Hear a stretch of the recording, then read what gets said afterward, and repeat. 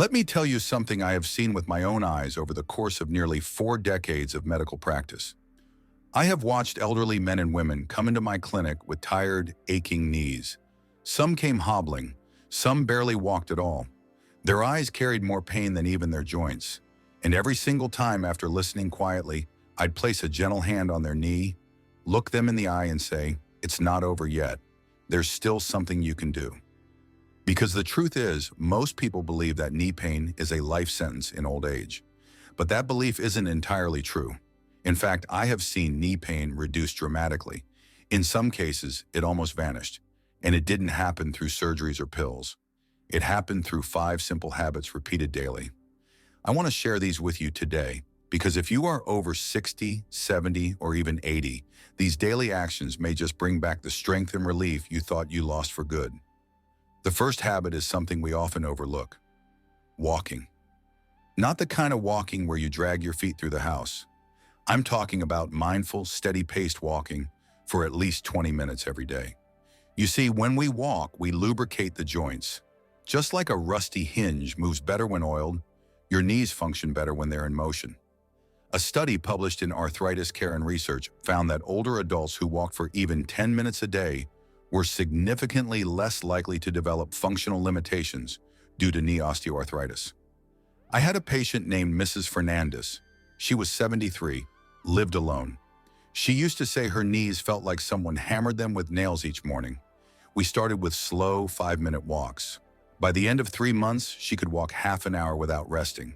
Her pain dropped from a constant 8 out of 10 to barely a 2. Why? Because movement creates circulation. Circulation brings nutrients, and nutrients mean healing. Every step you take is a message to your knees, a message that says, you still matter. I haven't given up on you. Now the second habit, and this one is often misunderstood: strengthening your thighs, specifically the quadriceps, the muscles right above your knee. Why? Because weak thighs throw all the pressure on the knees. Think of your body like a house. The roof may seem heavy, but if the pillars are strong, it will stand. Your thighs are those pillars. When they're weak, your knees carry a burden they were never meant to hold. A clinical study in the Journal of Orthopedic and Sports Physical Therapy proved that people who did basic leg-strengthening exercises like seated leg raises or wall sits for just 10 minutes a day experienced significant reductions in knee pain. And I know this firsthand. Mr. Rajan, a retired professor, came to me at 68. His knees hurt every time he climbed stairs. I gave him one exercise: sit in a chair, straighten one leg, hold it for 10 seconds, lower it, switch legs. Do that 10 times a day. That was it. After 4 weeks, he called me, said the stairs no longer made him wince. He didn't stop there. He began doing squats against a wall. Slow, controlled, gentle. It changed his life. His knees didn't give up on him because he decided not to give up on them. The third habit might surprise you. It's about what you eat, because the inside of your body decides how the outside feels. Inflammation is the silent destroyer of joints. Sugar, processed foods, and fried items are like fuel to that fire. But when you feed your body anti-inflammatory foods, the pain begins to fade.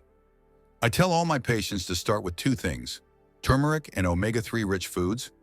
Turmeric contains curcumin, a powerful natural compound that reduces joint inflammation, and omega-3 fatty acids found in flax seeds, walnuts, and fatty fish like salmon reduce the stiffness that creeps into our knees with age.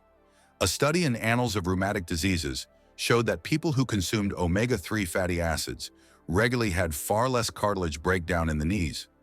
I remember an old lady, 81, named Savitri. She used to say her knees screamed at night. I asked her to make one change: golden milk, warm milk with half a teaspoon of turmeric every evening. She also added walnuts and a spoon of flaxseed to her morning meal. Within a month, her nighttime pain reduced drastically. Diet is not just about the stomach, it's about healing, and healing starts from within. The fourth daily habit is so simple it sounds almost silly, but it's one of the most powerful: stretching.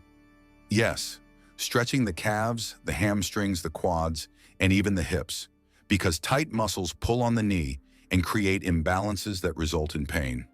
Think of your knee like the center of a tent. If the ropes on either side are too tight or too loose, the center gets pulled, strained, or even collapses. That's what happens when your muscles are stiff. A clinical review in physical therapy and sport confirmed that consistent stretching improves knee flexibility and reduces discomfort in elderly individuals with osteoarthritis. I taught this to a man named Jacob. He was 75, used to be a marathon runner in his younger years, but now he said his legs felt like logs. I gave him a daily 5-minute routine, simple stretches done while lying on the bed or standing near a wall. After just 2 weeks, he called me and said something I won't forget. "Doctor, my knees feel free again." He kept stretching daily, and not only did his pain reduce, his posture improved. He walked taller, slept better, because a body that stretches daily becomes a body that serves you longer. Now, the fifth and final habit, and in my opinion, the most forgotten one: rest. Not laziness, not lying around all day, but meaningful rest, giving your knees time to recover. Most people push through pain. They tell themselves it's just old age, but they never allow their knees to breathe. I always advise my patients to use cold compresses after any prolonged activity. Just 10 minutes of a cool pack can reduce inflammation after a walk or exercise. I also recommend elevating the legs for 15 minutes at the end of the day. Place a pillow under the ankles. Let the blood flow gently return to the heart. This simple act can relieve the pressure buildup in the knees. Scientific evidence from the American Academy of Orthopedic Surgeons supports the use of cold therapy and leg elevation to manage chronic knee pain and swelling in seniors. I had one patient, Mr. Dinesh. He was 79 and still active, played with his grandkids, helped in the garden, but his knees would swell by night. When I taught him the habit of cooling his knees and elevating them for a while every evening, the swelling vanished in just over a week. He called it his silent miracle. But it wasn't a miracle, it was daily rest, done right, at the right time. Now listen to me closely. These 5 habits are not fancy. They don't require money. They don't require gym memberships. They only require one thing: your decision, the decision to show up for your knees every day, to move them, to feed them, to stretch them, to strengthen them, to rest them.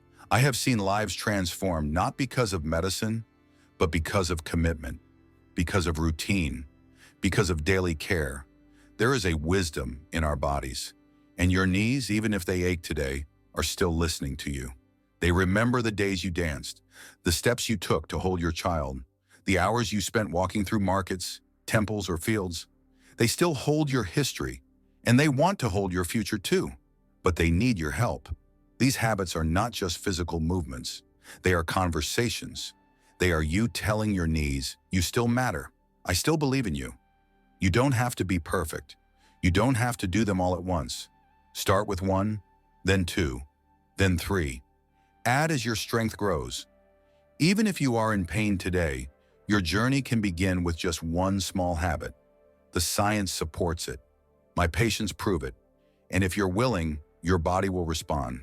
Your knees are not done yet, and neither are you. So tomorrow morning, when you wake up and feel that familiar ache in your knees, smile a little, because now you know the truth. Pain doesn't always mean the end. Sometimes it's just the beginning of healing. And with 5 simple habits done every day, your knees may just feel younger than they have in years. I've seen it happen, and if you let yourself believe it, it can happen for you too. Can mental attitude and belief really influence physical healing? Let me share something with you that most people overlook in the rush to find a pill, a scan, or a surgery. Something I have learned not just through textbooks, but through the faces of hundreds of patients I have walked beside over the years. Healing is not only about the body, it is just as much about the mind.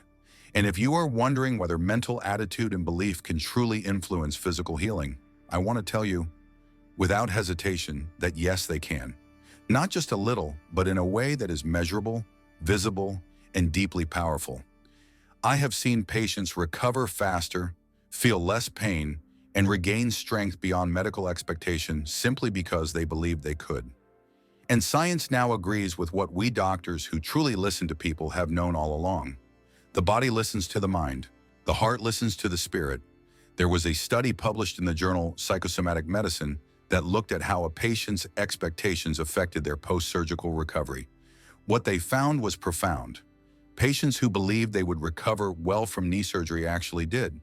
Their healing time was shorter, their pain levels were lower, and their range of movement returned faster than those who were fearful or uncertain. The surgeons did the same procedures. The medications were the same. The only difference was the mindset of the patient. I had a man named Mr. Kuriakosi, age 76, who had been scheduled for a hip replacement. He came into my clinic with a soft voice and said, "Doctor, I trust that I'll walk again." That sentence may sound small, but that trust changed everything. Post-surgery, he practiced his physiotherapy with energy I have rarely seen. He healed faster than anyone expected. He told me later, "I just never doubted that I could get better." Belief does not mean magic. It is not about pretending everything is perfect. It is about understanding that your thoughts have power over your nervous system, your hormones, and even your immune response. A study published by the National Institutes of Health showed that people with positive emotions and hope had lower levels of inflammatory markers in their blood. Inflammation is the root of most chronic pain. And here we are learning that a hopeful attitude reduces it. There is science behind what our elders used to say in simple words: a peaceful mind leads to a stronger body. Another example I never forget is an 82-year-old widow named Mrs. Laxmi. She came to me with chronic arthritis in both knees. She had every reason to be defeated. Her husband had passed. Her children lived far away. But when I met her, she smiled and said, "I talk to my knees every morning. I tell them, 'You're doing well. One more day of walking.'" At first, I thought it was just her way of coping, but I monitored her closely. Her inflammation markers dropped over 3 months. Her mobility improved, and she needed fewer painkillers.